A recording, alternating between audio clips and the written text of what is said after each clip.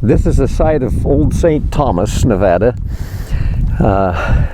Grandpa Whitney and his wife, Nellie Hughes Whitney, had a brand new home there just when they announced the Hoover Dam going in and that the town would be flooded. Shortly after that, Grandma Whitney, Nellie Hughes Whitney, got pregnant with our mother. And when Mother was born, she was born way early. I think it was something like 3 months early. Anyway, she was just really tiny, struggling for survival. But obviously she made it. But later on, she got pregnant again and had a lot of trouble with her pregnancy. They took her up to St. George to the hospital, where she finally delivered way early, but died in childbirth. And also the baby died just minutes after birth.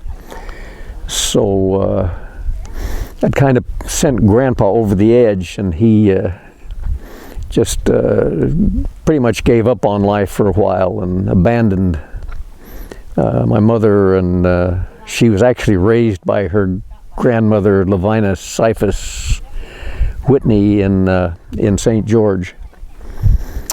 But down here in St. Thomas, two of Grandpa Whitney's brothers still maintained their homes until the water drove them out.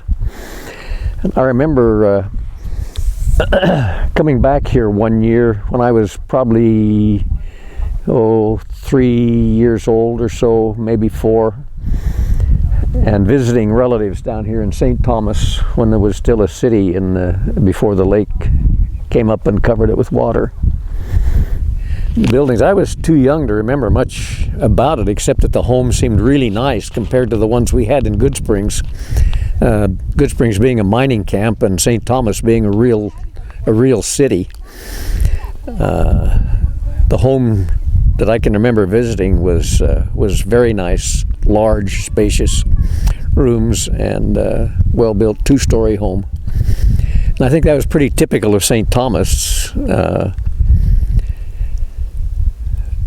It was really quite a nice city in its heyday. One other thing that just occurred to me, there's a mine just west of St. Thomas out here someplace where one of Grandma Kemple's, Kate Connolly Kemple's brothers, was working in the mine and died out there at the mine site. So the Connollys were here also. I don't know whether he lived in St. Thomas or whether he just was working in the mine and commuting, but I assume that he was living in St. Thomas also, but I don't know that part of the story. Did the main road from St. George down come through St. Thomas and then down to Vegas? No. Or was it always just kind of an out-of-the-way place? It was always an out-of-the-way place, yeah. Yep.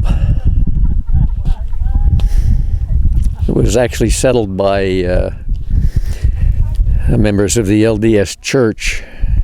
Came down here to farm, and the story goes that they thought they were still in Utah until the surveyors came out and surveyed the state line and found out they were really in Nevada.